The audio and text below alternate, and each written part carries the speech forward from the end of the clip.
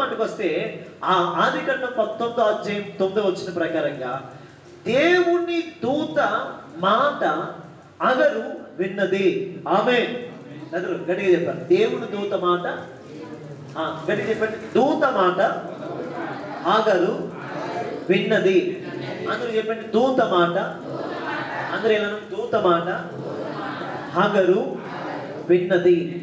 అందరూ మీ పక్కన చెవులు పెట్టుకుని ఇలా చెప్పండి. ఆగరు విన్నది. ఇప్పుడు నువ్వేం చేయాలి? ఎవరు మాట వినాలి నువ్వు? దూత అంటే ఎవరు? దూత అంటే ఒక విధంగా చెప్పాలంటే సేవకుడు. యెహోవా దూత 16వ అధ్యాయం 9వ వచనం ప్రకారం చదివితే యెహోవా దూత అని ఉంటుంది. అంటే సేవకులు కూడా కొన్నిసార్లు కొన్ని సందర్భంలో బైబిల్ ప్రకారంగా చదివితే యెహోవా దూతను పోల్చారు. అంటే యెహోవా దూత మాట అగరు వింది. నువ్వు ఎవరి మాట వినాలి ఈరోజు? దూత మాట వినాలి. దూత మాట వినాలి అంటే దైవ సేవకుడి మాట వినాలి. దేవుడి మాట వినాలి. దైవ సేవకుడి మాట వినాలి. అగరు నేర్చుకున్న గొప్ప విషయం, ఆమె ఒకటి బానిసే కానీ దూత మాట విందే. ఆమె ఎవరి మాట వినాలి మనం చెప్పండి? దూత మాట వినాలి. దూత మాట వినాలి. అలా చేయొద్దంటే చేయకూడదు అంతే. అలా కట్టద్దంటే కట్టకూడదు అంతే. అలా చూడకూడదంటే ఆ వాస్తులు ఇప్పి అప్పి చూడకూడదంటే చూడకూడదు అంతే. ఇలా చేయకూడదు మా పిల్లంటే ఇలా చేయకూడదు అంతే. ఎవరి మాట వినాలి నీవు? దూత మాట వినాలి. దూత మాట వినాలి. అమ్మ లోబడు అంటే లోబడాలంతే. ఇలా కట్టుబడి జీవించామంటే జీవించాలంతే. స్తోత్రం కలుగునుగాక.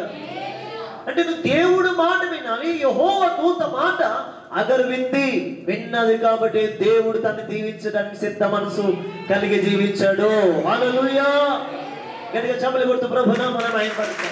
యెహోవా దూత మాట వింటూ ఉండగా అగరును దేవుడు చూచుచున్నాడు కనుక తనని హెచ్చించడం మొదలుపెట్టాడు. అందుకనే మనం రెండోదిగా దేవుని దూత మాట వినాలి. ఏం చేయాలి చెప్పండి?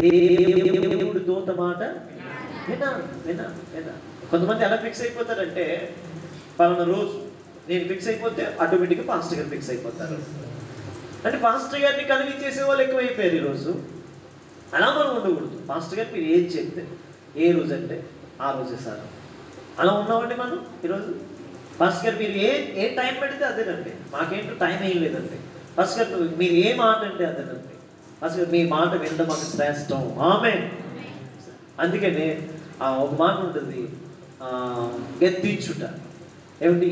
తన సేవకుడు మాట దృఢపరిచే దేవుడు. ఒక చిన్న ఉదాహరణ చెప్తాను.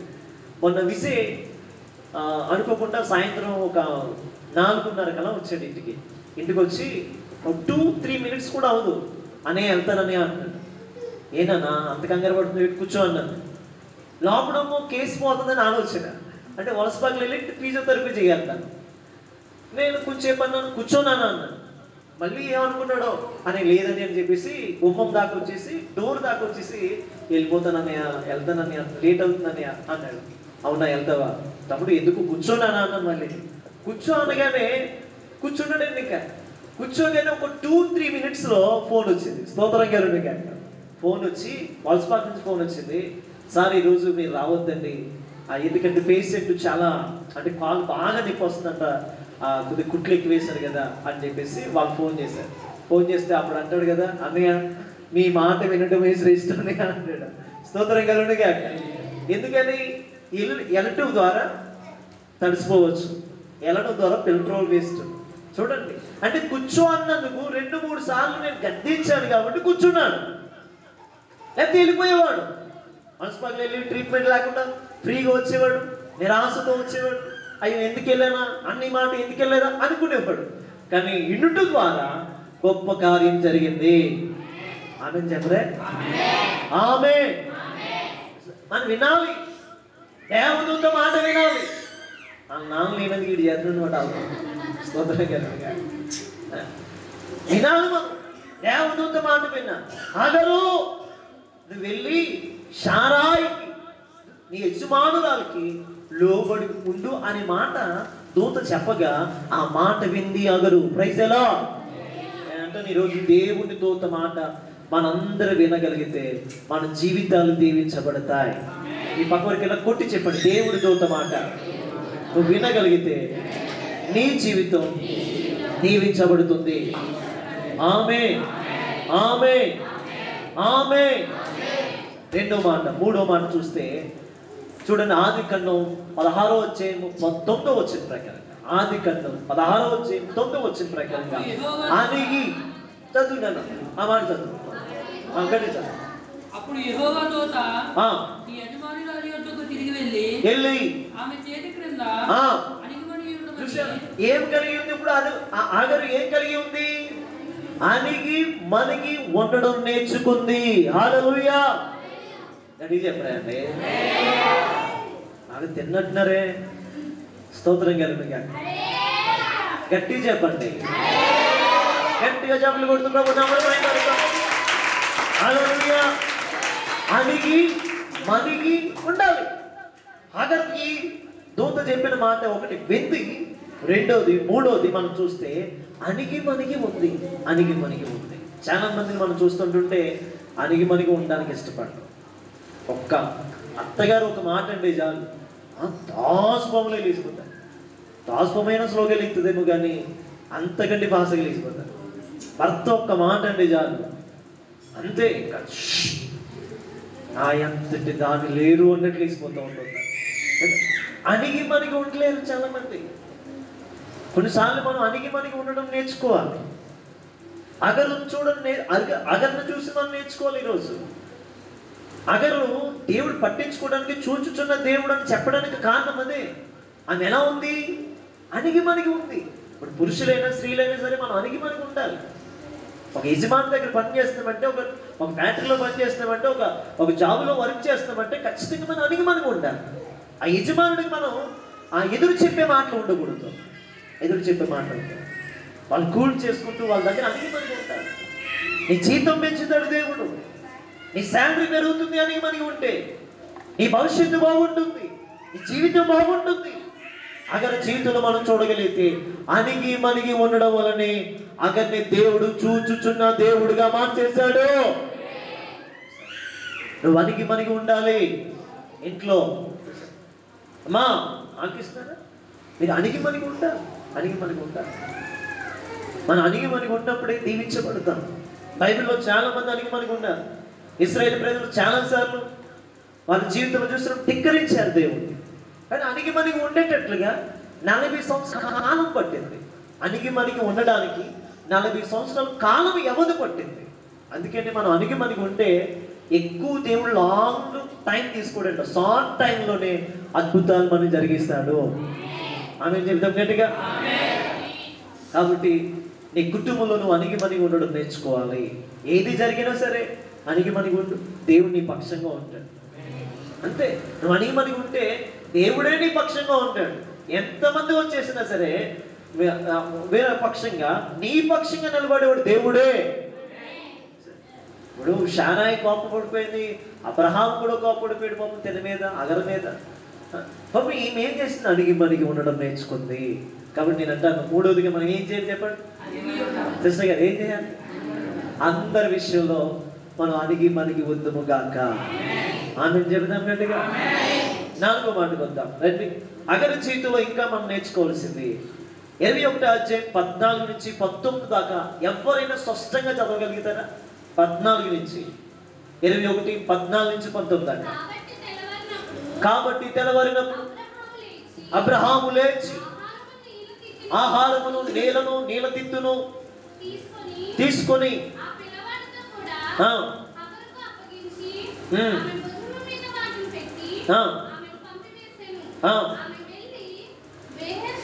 చాలండి. పంపివేసెను అంటే ఆ మాటకి ఒక మాట వాడచ్చండి.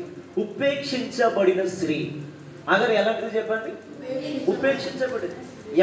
ఎవరికి ఆమె అవసరం లేదు, ఎవరికి కూడా తన అగ్రత లేదు అన్నట్లుగా ఉంది. వాస్తవానికి బానిస. తను లేకపోతే ఇంట్లో పనులు ఏమి అవ్వు. కానీ ఇంట్లో వాళ్ళు ఎవరికి నచ్చలేదు. ఇంట్లో వాళ్ళకి ఎవరికి నచ్చలేదు. ఇంట్లో వారికి ఎవరికి అవసరం లేనట్లుగా ఉపేక్షించబడిన స్త్రీ. ఈరోజు మనం కూడా చాలాసార్లు ఉపేక్షించబడుతున్నామని బాధపడద్దు. అసలు దేవుడు నిన్ను పట్టించుకోబోతున్నాడు, దేవుడు నిన్ను ఆదరించబోతున్నాడు. నువ్వు ఎప్పుడైతే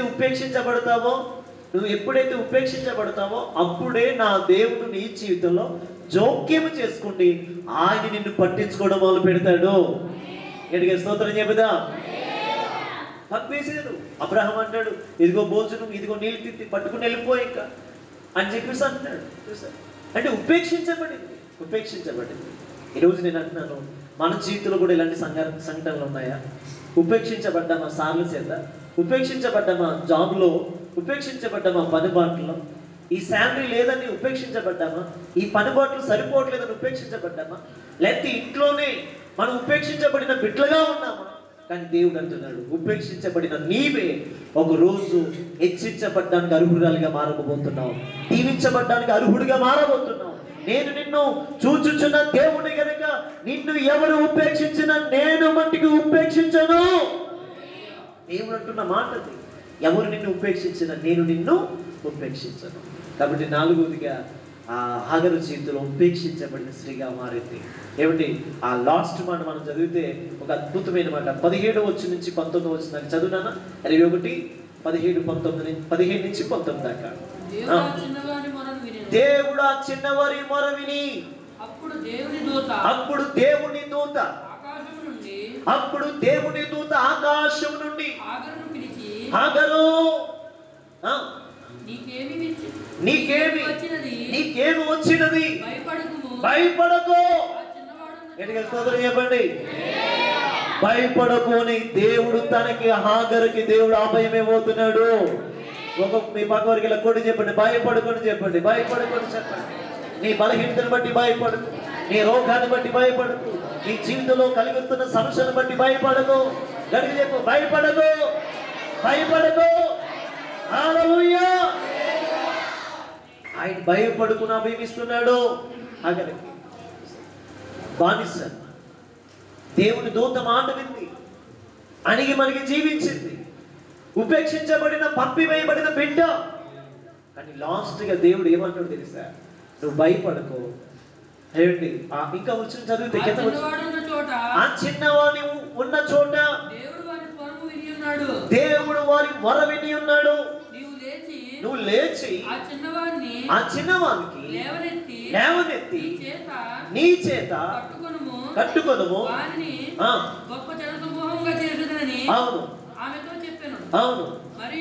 మరియు దేవుడు ఆమె కన్నులు తెరిచినందున ఆమె నీలఓట చూచి గట్టిగా చప్పట్లు కొడుతూ దేవుడి నామమున మహిమపడతాం. హల్లెలూయా. ఏమండి, అబ్రహాం ఇచ్చిన ఆహారం అయిపోయింది, అబ్రహాం ఇచ్చిన నీళ్ళు అయిపోయాయి. ఇప్పుడు ఏం చేయాలో తెలియని పరిస్థితి, ఎడారిలో ఉంది. కొన్నిసార్లు మన జీవితం కూడా ఎడారిలాగా ఉంటుంది. ఏమీ ఉండవు.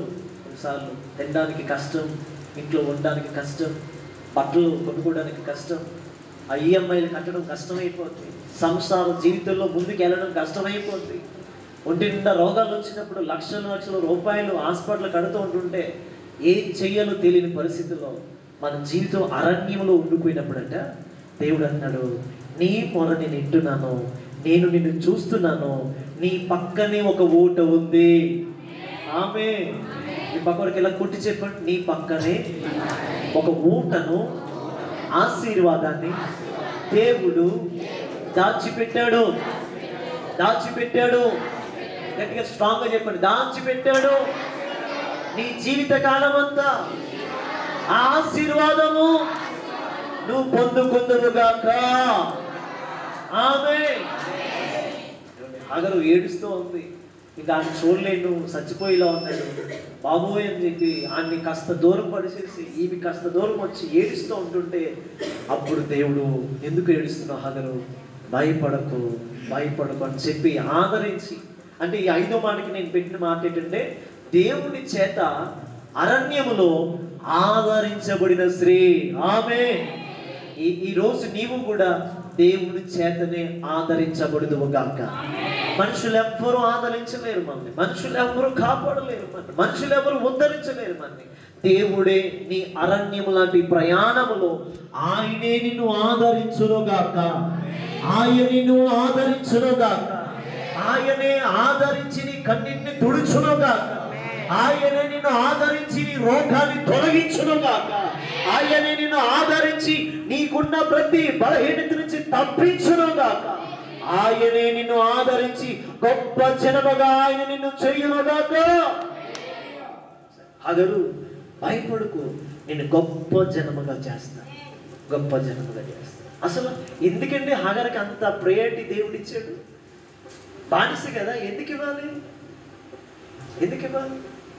త్రోసివేయబడ్డ బిడ్డ కదా, తృణీకరించబడ్డ కదా, ఉపేక్షించబడిన బిడ్డ కదా, ఎందుకు దేవుడు అంతగా ఆమెను చూడాలి అంటే ఆమెలో కొద్ది గొప్ప మంచితనం ఉంది. ఆమె అందుకని దేవుడు అసలు నేనంట పాత నిబంధనలోనే కాదు, అగర కోసం కొత్త నిబంధనలో కూడా, కొత్త నిబంధన అంటే న్యూ టెస్టిమెంట్ లో కూడా అగరు కోసం దేవుడు సంబోధించాడు. అది కూడా ఎక్కువ పత్రికలు రాసిన పౌలు చేత రాయించాడు. ఆ మాటలు చదువుదాం. ఆ మాటలు గలతీయులకు రాసిన పత్రిక 4:25 చదువుదాం. 4:25. ఎంత అద్భుతం అండి. చాలాసార్లు ఆగర్ని మనం చిన్న చూపు చూస్తాం, చాలాసార్లు ఆగర్ని మనం పట్టించుకోము. ఆగర్ జీవితం చాలా గల్లీ జీవితం అన్నట్లుగా మాట్లాడతాం. కానీ దేవుడు, పరిశుద్ధాత్మ దేవుడు ఆగర్ని ఎంతగా దీవించాడో చూడండి. చూడండి ఆ మాట చదవండి. 25 వచనం. ఈ హాగరు అనినది అరేబియా దేశములో ఉన్న సినాయి కొండయే. అరేబియా దేశంలో ఉన్న సినాయి కొండ. మోషే ఎక్కడికి ఎక్కాడు? చెప్పాలి గట్టిగా. అంటే మనం ఎక్కడికి రావాలి ఈరోజు? సినాయి కొండ మీదకి రావాలి. సినాయి కొండ మీద మండుచున్న పొద ఉంది. ఆ పొదలోంచి దేవుడు మనతో మాట్లాడబోతున్నాడు. నిజంగా హగర్ని తీసి పారేద్దాం చాలా సార్.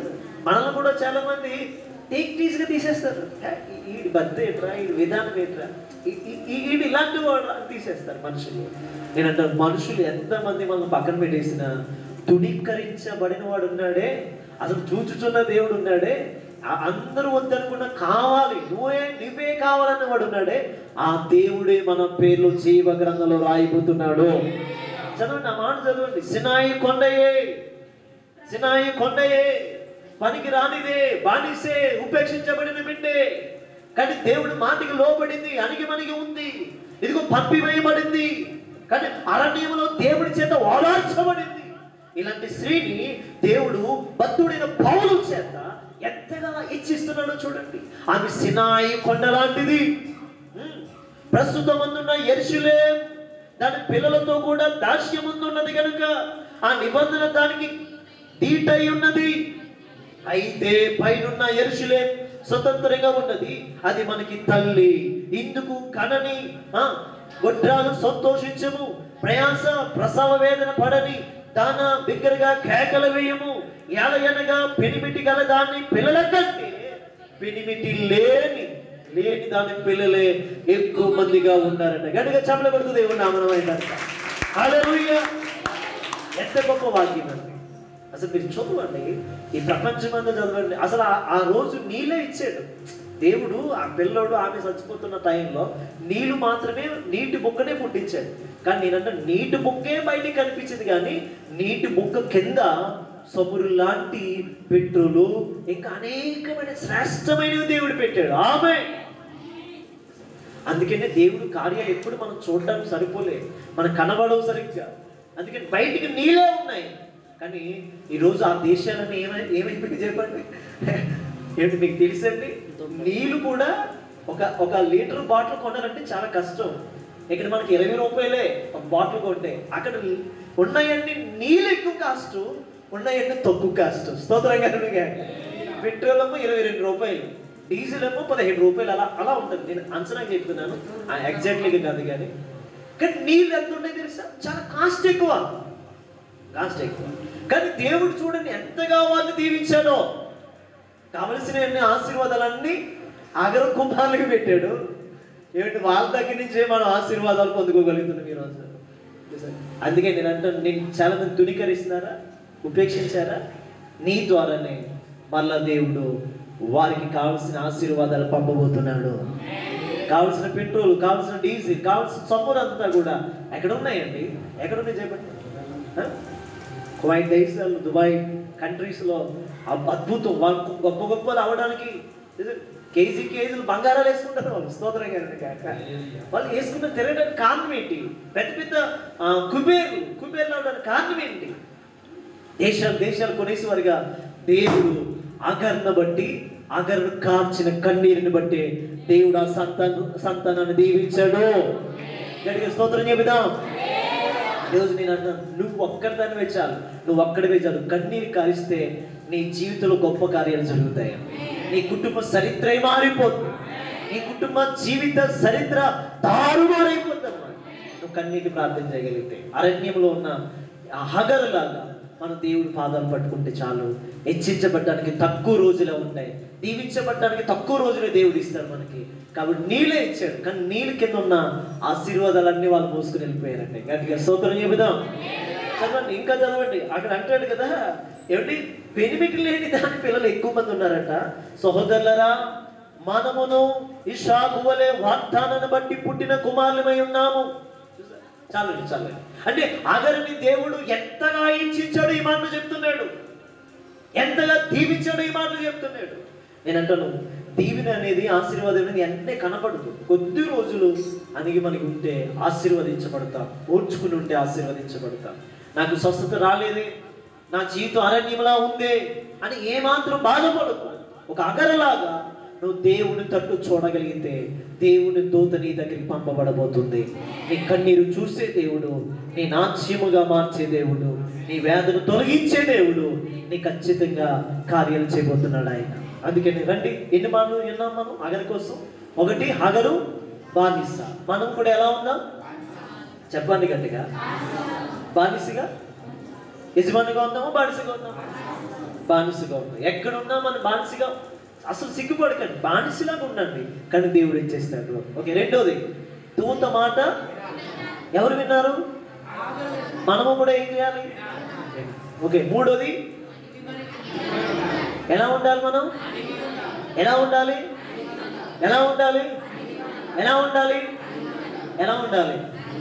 అణిగి మణిగి ఉండాలి. నాలుగోది ఏంటి చెప్పండి? ఉపేక్షించబడ్డాం కదా. అంటే ఎవరికి మన అవసరం లేదు, అప్పుడే కదా మనం పక్కన పెట్టేస్తారు. ఇప్పుడు ఏదైనా ఒక వస్తువు పక్కన పెట్టామంటే దాని అవసరం లేదని. అలాగే మనలో కూడా చాలా మంది పక్కన పెట్టి ఉండొచ్చు, కానీ నీ అవసరం రాబోతుంది.